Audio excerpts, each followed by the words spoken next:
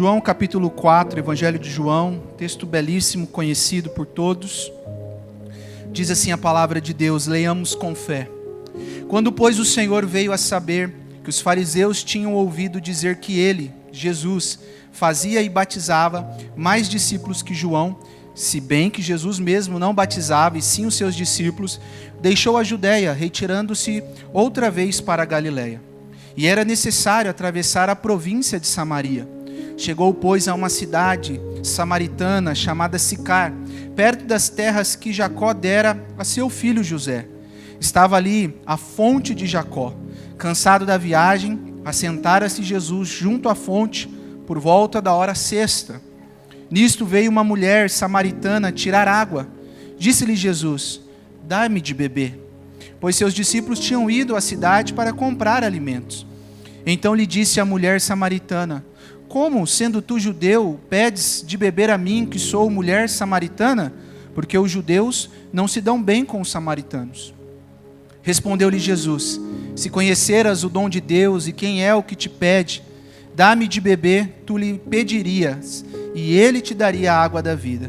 Respondeu ela: Senhor, tu não tens com que tirar e o poço é fundo, onde, pois, tem água viva?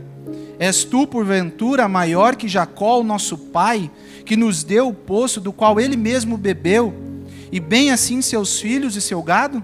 Afirmou-lhe Jesus: quem beber desta água tornará a ter sede.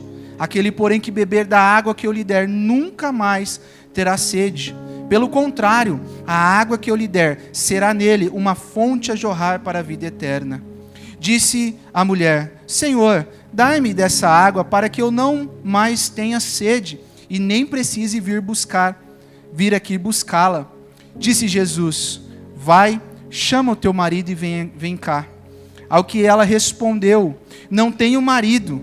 Replicou Jesus: bem dissestes, não tenho marido, porque 5 maridos já tivestes, e esse que agora tens não é teu marido.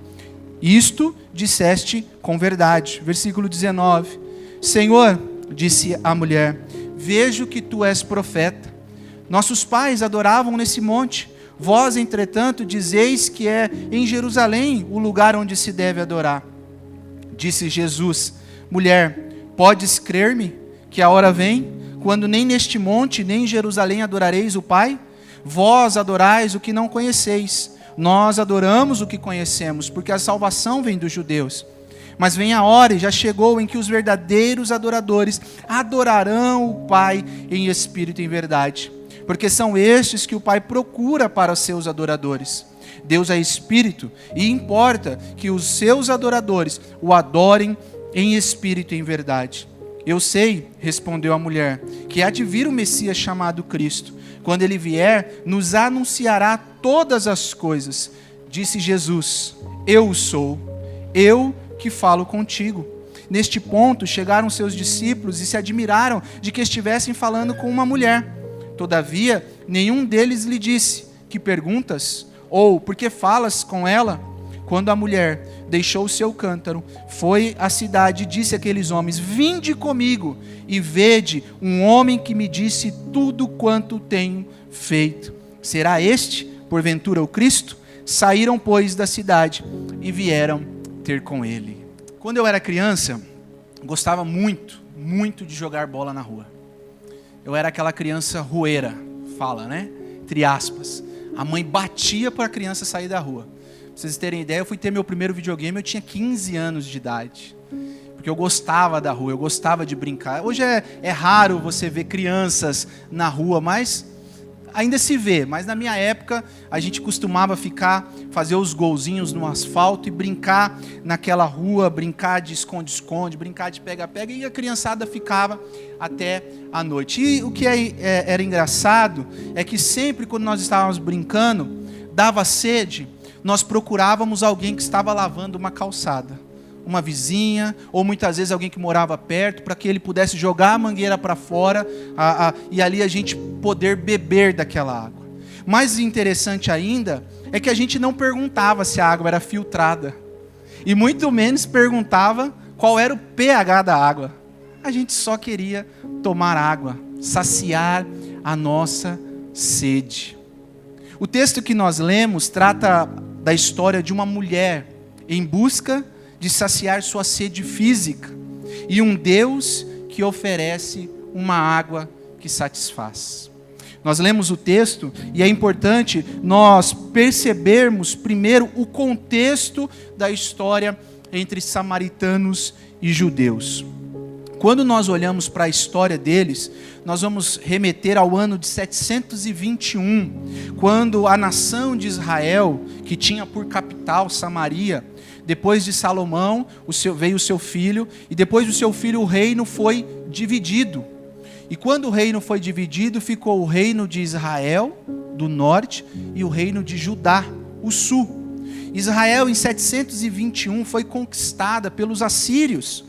O rei assírio, depois de conquistar a Israel e a sua capital ali, a Samaria, trouxe pessoas de vários lugares, culturas, religiões diferentes, para acabar com a identidade do povo. Uma espécie de miscigenação começou a acontecer.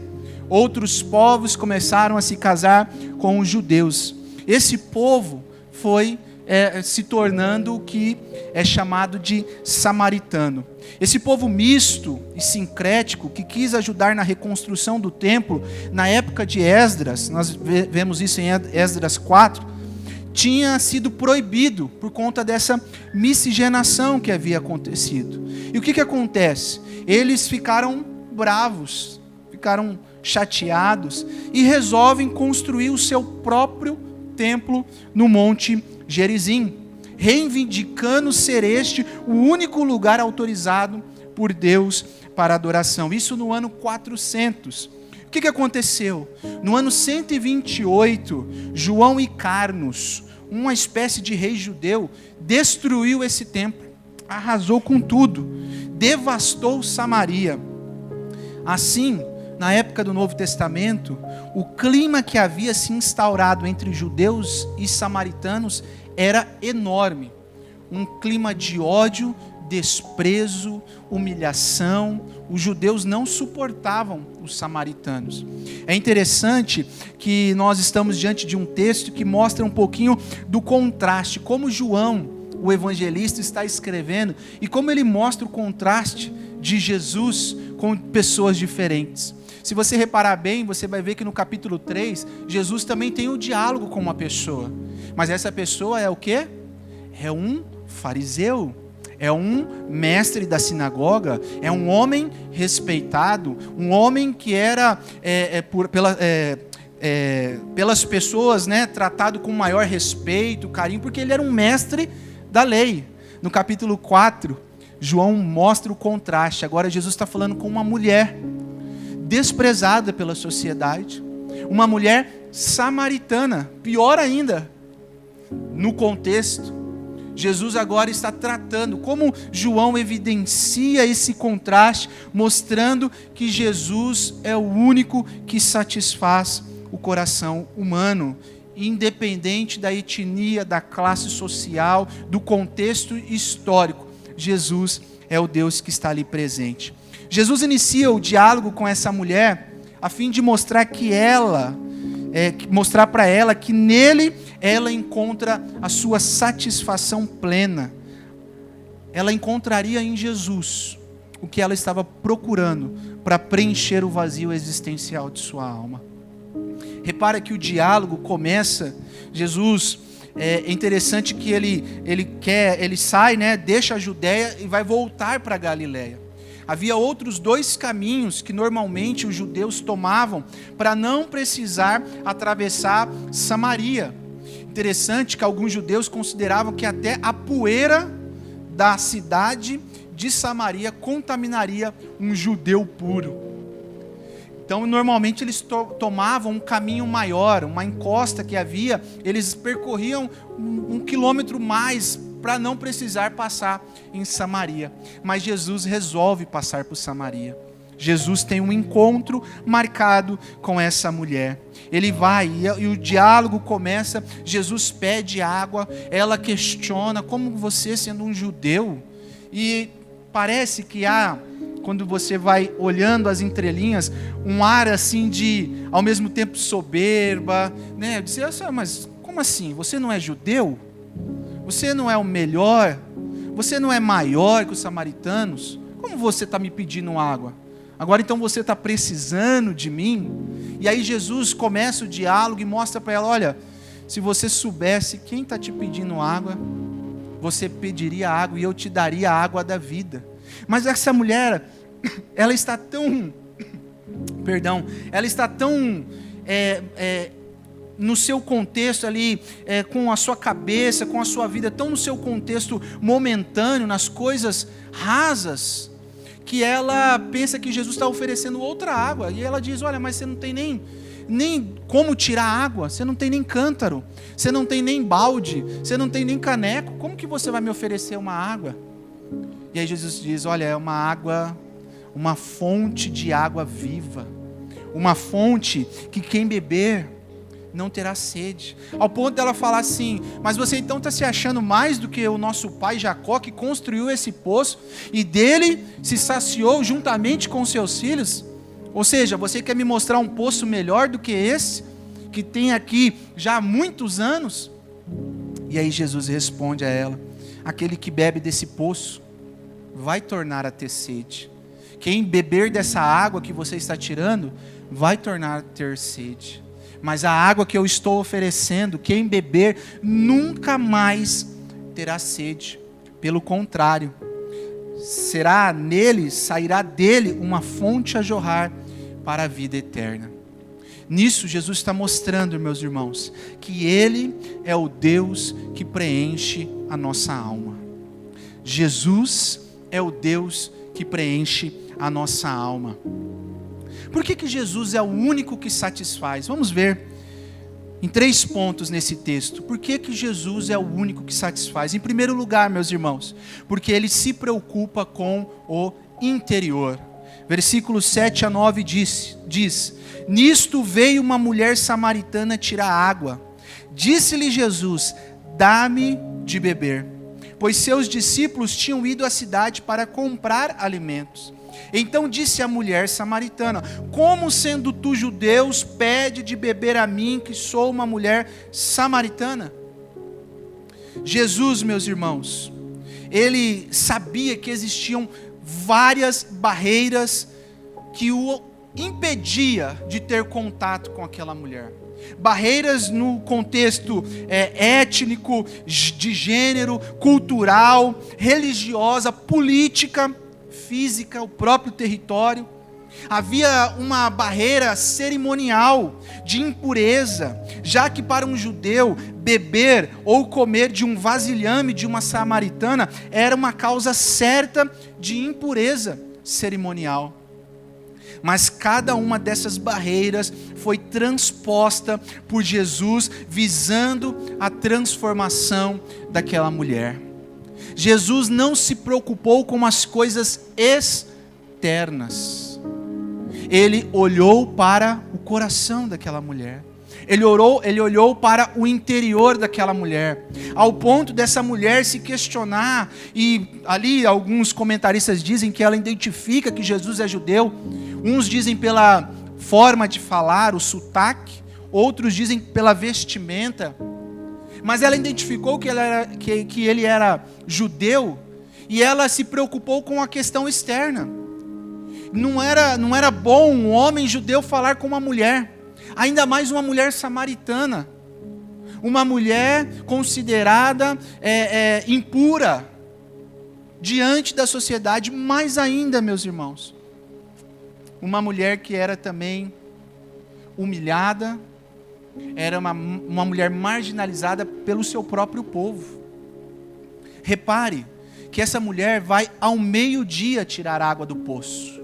Não era comum as mulheres irem ao meio-dia, normalmente iriam cedo.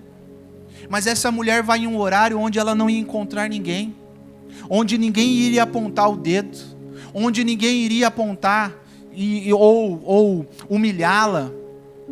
Ela estava passando por um momento interno que só Jesus identifica.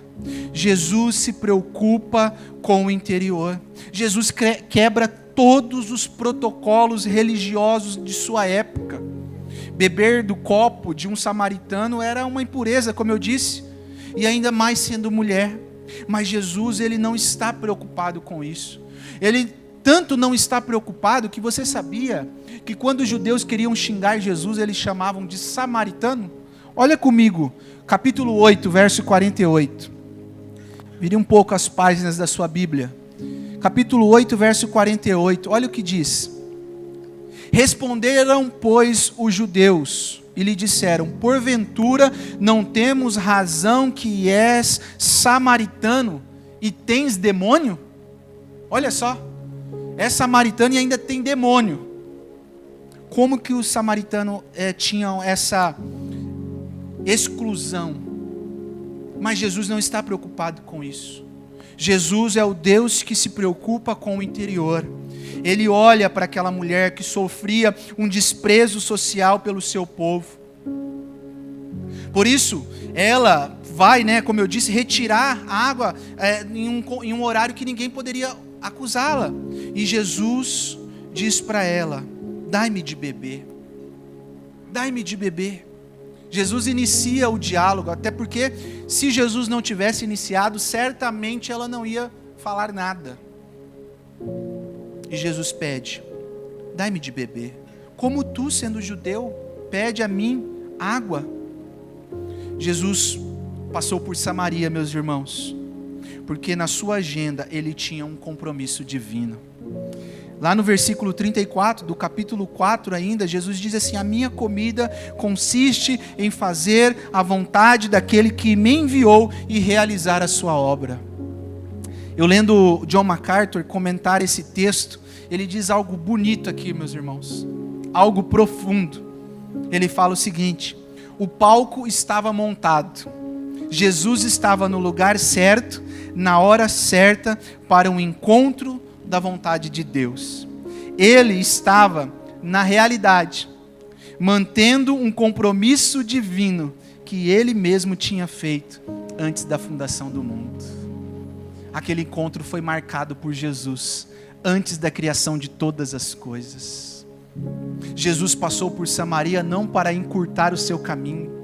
Jesus passou por Samaria não para acelerar a sua viagem, a sua chegada à Galileia, mas ele passou por Samaria porque ele tinha um encontro divino com uma mulher que precisava de uma fonte que preenchesse a sua alma. Ela estava buscando em muitos lugares o preenchimento da sua alma, mas só Jesus é o Deus que preenche a alma.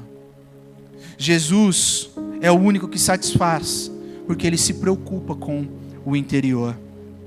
Enquanto o mundo enxerga o exterior, Deus olha o nosso coração. Deus olha o que está lá no profundo do nosso coração. Lembra-se de Davi? Quando Samuel chega na casa de Jessé para ungir o rei, o que o pai, Jessé, coloca na frente de Samuel? Os filhos mais fortes, os soldados, os guerreiros, porque a vista humana é mais belo, é mais preparado, é mais bonito. Ao ponto de quando passam todos os filhos, o profeta pergunta: não há mais nenhum? Acabou-se os moços? Não tem mais ninguém? Ah, tem um, está lá no campo cuidando das ovelhas.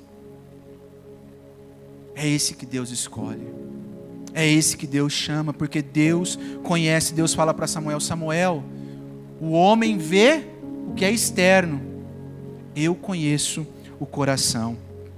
Jesus é o Deus que conhece o nosso coração, meu irmão, que conhece aquilo que nós precisamos, que sabe da verdadeira necessidade da nossa alma. Jesus, as palavras de Jesus com essa mulher vão penetrando o coração dela. Ela tenta se esquivar de todas as formas. Ela tenta interpelar Jesus com outros assuntos. Não, esse poço é de Jacó, tu és maior que Jacó. Quando Jesus questiona sobre o marido, sobre os seus relacionamentos, ela tenta depois desviar a conversa. Mas Jesus estava chegando no ponto do coração daquela mulher. O ponto onde ela precisava de preenchimento, de satisfação. Ela tenta se esquivar e quando Jesus a confronta, destrói a parede do pecado, questionando a ela, vai então, traga o meu marido. Ela até tenta desviar a conversa, mas eu não tenho marido. Aí Jesus diz, é verdade. Esse que tu está agora nem é teu marido. Olha só. E aí ela reconhece dizendo, Senhor, versículo 19, vejo que tu és profeta. Lá no versículo 28 ela diz, porventura este é o Cristo, é o Messias aguardado? Porque ele falou de tudo da minha vida. Ele sabia de todas as coisas. Por quê, meus irmãos? Jesus enxerga o coração. Jesus é o único que satisfaz, porque Ele sabe realmente qual é a necessidade das nossas almas. Mas interessante que Jesus também é o único que satisfaz, porque em segundo lugar, Ele oferece uma fonte inesgotável de vida. Ele não só se preocupa com o coração, Jesus não só se preocupa com o interior, mas Ele também oferece uma solução para o vazio existencial das nossas almas. Uma fonte inesgotável de vida. No capítulo 7, no versículo de número 37 e 38 diz, se alguém tem sede, venha a mim e beba. Quem crê em mim, como diz as Escrituras, do seu interior fluirão rios de águas vivas. Jesus não só se preocupa, meu irmão.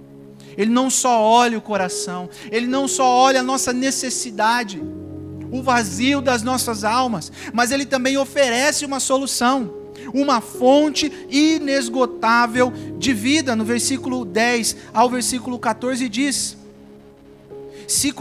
Jesus respondeu, se conheceras o dom de Deus, e quem é o que te pede, dá-me de beber, tu lhe pedirias, e ele te daria água viva.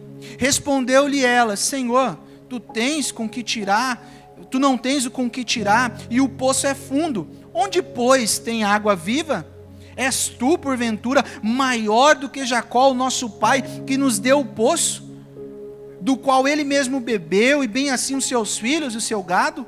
Afirmou-lhe Jesus, quem beber desta água, tornará a ter sede. Mas aquele, porém, que beber da água que eu, o Deus que satisfaz, lhe der, nunca mais terá sede.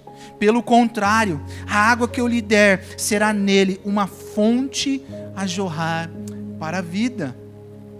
Jesus oferece a água da vida para aquela mulher.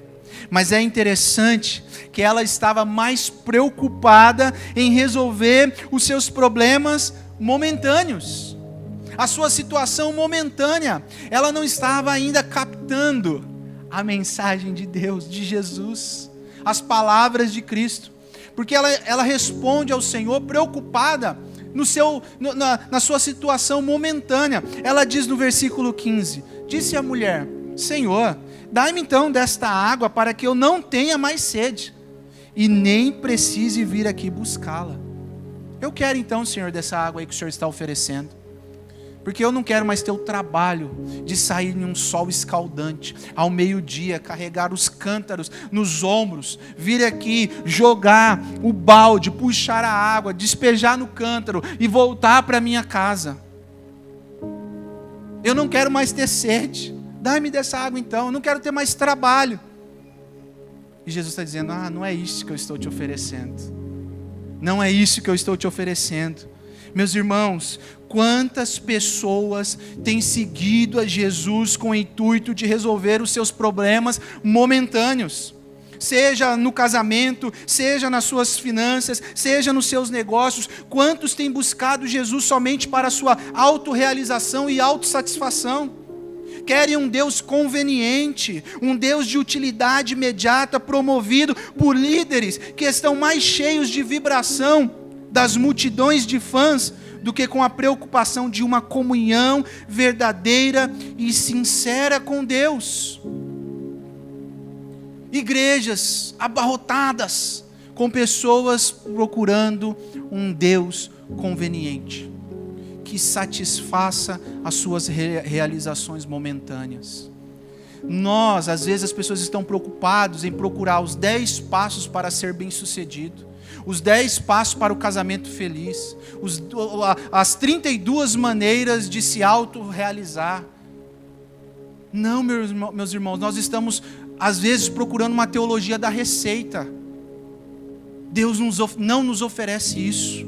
Eu disse para os homens, nós precisamos buscar a Deus, a Cristo, procurar se parecer à imagem de Cristo, porque aí sim as outras coisas serão impactadas. Não buscar Cristo, a Deus, somente para resolver esse problema, mas buscar a Deus para que Ele possa reformar a nossa vida, reformar o nosso interior, reformar o nosso coração, para que nós o amemos de toda a nossa alma, de todo o nosso coração, para que nós o busquemos incessantemente, a fim de se parecer à imagem dEle. E aí sim, as outras coisas serão abençoadas. Mateus 6,33, buscai, pois, em primeiro lugar o reino e a sua justiça, e todas estas coisas vos serão acrescentadas.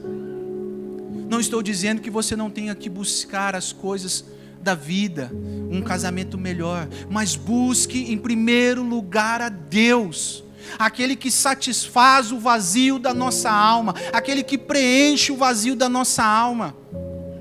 E quando a sua alma transbordar, as demais coisas serão impactadas com essa água viva da presença do Espírito Santo. Jeremias 2, versículo 13 diz, o Senhor dizendo, porque 2 males cometeu o meu povo. A mim me deixaram o manancial de águas vivas e cavaram cisternas que não retêm água. Quantas pessoas cavando cisternas pela sua própria força, pelo seu próprio braço, tentando preencher um vazio que não será preenchido com as coisas deste mundo, meu irmão. Sinto te dizer, não será preenchido. Quantas pessoas buscando o melhor homem, a melhor mulher, o melhor emprego, a melhor igreja, até mesmo, né? Eu quero achar a melhor igreja. Não existe. Existe um único Deus que preenche o vazio das nossas almas. Existe um único Senhor que pode resolver o vazio das nossas almas. As pessoas têm buscado construir as coisas pelo seu próprio braço e pela sua própria força. Jesus vai mostrar a essa mulher que o que Ele está dizendo a ela não é uma sede física. Jesus vai mostrar para ela que o que Ele está oferecendo não é algo momentâneo, que ela vai tomar ali e no outro dia vai ter sede novamente. Olha o versículo 16 a 18 que Jesus diz. Disse Jesus, depois dela questionar e pedir dessa água, ela disse, Senhor, então eu quero, dá-me dessa água. Parece que Jesus quebra a linha de pensamento da mulher, mas não, Ele vai mostrar para ela do que Ele está falando. Disse Jesus, versículo 16, vai, chama teu marido e venha cá. Ao que ela respondeu, não tenho marido, replicou Jesus. Bem dissestes, não tenho marido, porque 5 maridos já tivestes, e este que agora tens não é teu marido. Isso disseste a verdade. Aquela mulher olha para Jesus e diz, não é a água que eu estou pensando que Ele está falando. Não é essa água que eu vim buscar. Jesus estava mostrando para ela, olha, você tem buscado preencher o vazio do seu coração em lugares e com pessoas que não vão preencher o teu coração. Você tem buscado satisfação em lugares que não vai te dar satisfação. 5 maridos você já teve. E esse agora, você nem é teu marido. Está tentando ver se entra no hall dos maridos. Jesus está mostrando para ela que ela estava procurando um lugar errado. Ela estava cavando cisterna pela sua própria mão, pela sua própria força. Meu irmão, onde você tem buscado saciar a sua sede? Os poços e fontes deste mundo podem saciar sua sede momentaneamente, mas eles não preencherão o vazio do teu coração. Quantos lugares, meus irmãos, têm procurado saciar a sede da alma em coisas, em conquistas, em homens e mulheres? Quando eu me tornar isso, aí sim eu vou ser realizado.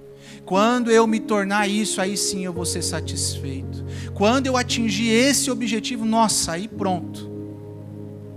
Não, meus irmãos. Nós temos que olhar para Jesus e entender que só Ele é o Deus que preenche a nossa alma. Nada, absolutamente nada nesse mundo, meus irmãos, tem essa capacidade, esse poder. Nós estamos falando às quintas-feiras sobre os solas. Eu falei quinta-feira, somente Cristo é o Senhor das nossas vidas. Não tente achar uma melhor estratégia. Não tente achar um melhor método para ser feliz, para ser autorrealizado, uma melhor maneira de conquistar as coisas. Tente achar Jesus. Procure Jesus, se achegue a Jesus, clame a Jesus, abrace Jesus, se agarre em Jesus, porque, irmãos, eu posso dizer uma coisa: possa ser que você não tenha o sucesso que você deseja nesse mundo, possa ser que a enfermidade que você enfrente não seja curada, e você tenha que viver a vida inteira com essa doença, mas isso é pouco se comparado com a eternidade que nós passaremos com o Senhor. As lutas momentâneas dessa terra não se comparam com a glória que o Senhor tem preparado para aqueles que o amam. Só Deus é a única fonte de vida. Salmos 36, verso 9 diz: pois em ti está o manancial da vida. Só a fonte de salvação quando nós reconhecemos o nosso pecado e nos arrependemos. Só a fonte quando nós dizemos: é verdade, Senhor, eu não consigo, não dá, não posso, não vou. Essa mulher disse: veja que tu és profeta. O Senhor falou algo que ninguém, as pessoas até olhavam, mas o Senhor foi no profundo. Só Jesus pode preencher o vazio do nosso coração. E hoje Ele está aqui para que você beba de sua água viva e nunca mais tenha sede. Jesus é tudo o que você precisa, meu irmão. Nós precisamos. Seja qual for a necessidade da sua alma, do seu coração, Jesus preencherá 100% ela. Não 80%, não 50%, 100%. Eu não sei o que você tem buscado. Eu não sei o que você tem desejado, almejado para a tua vida, mas isso eu te dizer: Jesus é o único que pode preencher o vazio do teu coração. Não é em lugares, não é em pessoas, não é em métodos. É só Jesus que preenche o vazio da nossa alma. Essa mulher lá no versículo 28, ela entende isso, ela entende o que Jesus fala com ela, e ela diz: quando a mulher deixou o seu cântaro, foi à cidade e disse àqueles homens: vinde comigo e vede um homem que me disse tudo o que tenho feito. Será este, porventura, o Cristo? O que o versículo 28 diz? Quando a mulher deixou o seu cântaro. Ou seja, meus irmãos, quando aquela mulher entende o que Jesus está oferecendo a ela, quando a graça de Cristo preenche o coração daquela mulher, as coisas que eram prioridades, o buscar a água, o tirar a água, aquilo que era momentâneo, já não tem mais relevância para ela naquele momento. Ela abandona o cântaro, ela abandona tudo, e ela sai correndo para mostrar, para falar dessa grande graça que havia alcançado o coração dela. Entende? Quando nós entendemos, meus irmãos, que só Jesus preenche o nosso coração, as coisas que nós estamos buscando, as coisas que nós estamos ali no afã da nossa alma, tentando conquistar, quando nós entendemos que Cristo é superior a todas elas, e que só Ele pode nos dar satisfação, elas se tornam irrelevantes. Não que nós não vamos conquistá-las, não que nós não vamos tê-las, nós vamos ter, mas Jesus é prioritário.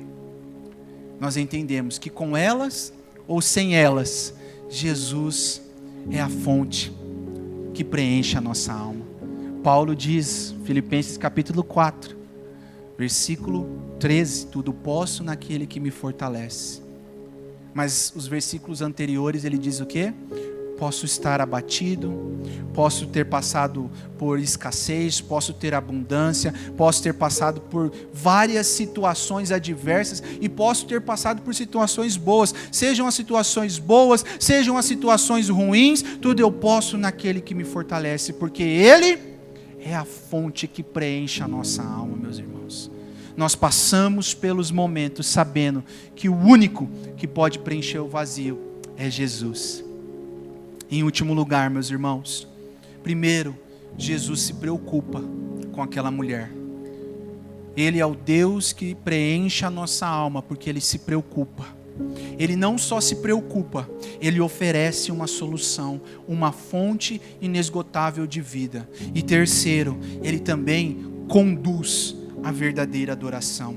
Versículo 23 e 24, olha o que diz. Mas vem a hora, e já chegou, em que os verdadeiros adoradores adorarão o Pai em espírito e em verdade, porque são estes que o Pai procura para os seus adoradores. Deus é espírito, e importa que os seus adoradores o adorem em espírito e em verdade. A mulher se arrependeu, e agora a sua preocupação era onde deveria ir para encontrar a graça e a salvação. Nos versículos 19 e 20, ela questiona o Senhor: tu és profeta, então me diz, qual é o lugar de adoração? Porque os nossos pais dizem que aqui é o lugar, mas vocês dizem que é em Jerusalém. Então, onde é o lugar para que eu possa adorar e receber graça e salvação? É tão lindo, irmãos, esse texto, porque nós vemos que a mulher, ela inicialmente está preocupada em uma satisfação momentânea. Ela está preocupada em uma realização momentânea, tanto da sua sede física como da sua sede existencial, com vários parceiros que ela já havia tido. Mas quando o Senhor a confronta, quando a graça de Deus invade o coração dela, quando ela entende que nada daquilo que ela buscava poderia preencher, ela agora muda o assunto e pergunta: onde então eu tenho que adorar? Onde então eu tenho que buscar? Onde então eu devo ir? O Espírito Santo estava trabalhando no seu coração. Porém, para onde ela irá? Se é em Gerezim, se é em Jerusalém, Jesus vai mostrar para ela que não é a localidade que a verdadeira adoração é prestada, mas a intencionalidade, a atitude do coração e da mente, e a obediência à verdade de Deus, no que diz respeito ao objeto e ao método da oração.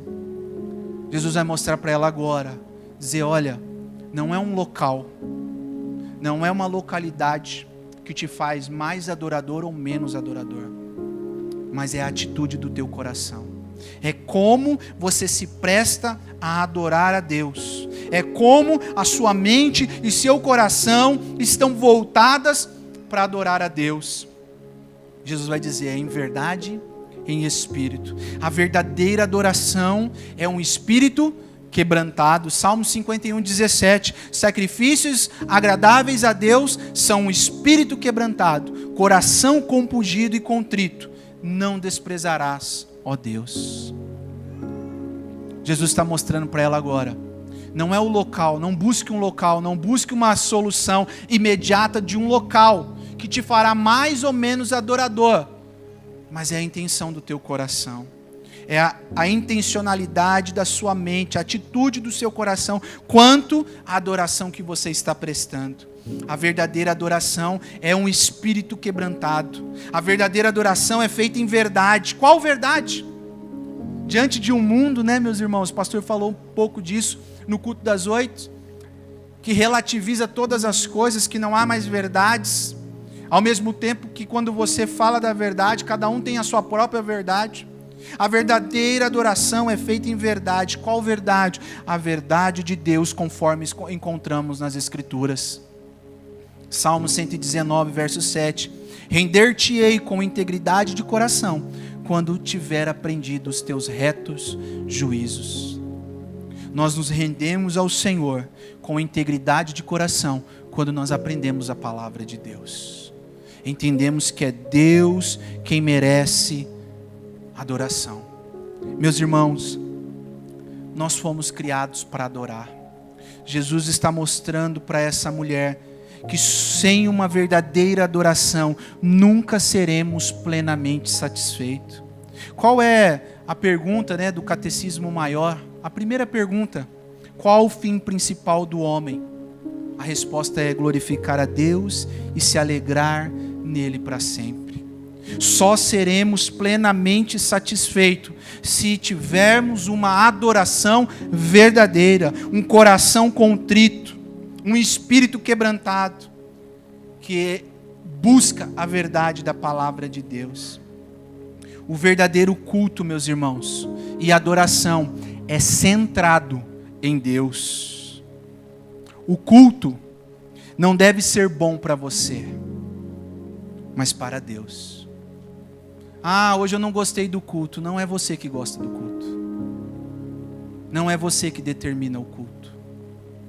Não é você que dita as regras do culto. O culto é para Deus. As regras são ditadas pela palavra de Deus. É Deus que merece adoração. A nossa obrigação é prestar o culto a Deus. Um culto com coração quebrantado.